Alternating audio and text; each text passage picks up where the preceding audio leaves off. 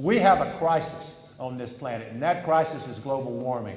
And America has got to show that we can be an example for good, not an example for bad. We're 4% of the world's population, emitting 25% of the world's greenhouse gases. We're a terrible example. We're the worst polluter on the planet. China's catching us, but they're still behind. So the question is, what do we do, and what are the consequences of American leadership on this issue? Here's what I think we ought to do.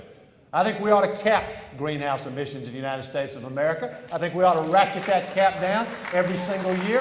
I think we ought to reduce greenhouse emissions by at least 80% by the year 2050. I think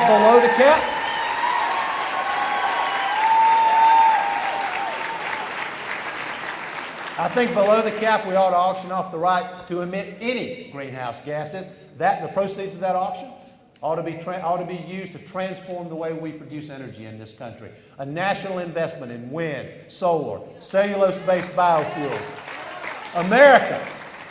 America needs to put at least $1 billion in the development and implementation of carbon capture, carbon sequestration technology. And by the way, until and if we do, there should not be another coal-fired power plant built in the United States of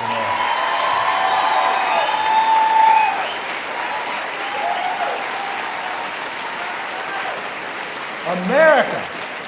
America should lead the way by building the most innovative, most fuel-efficient vehicles on the planet with union workers, not having them built somewhere else.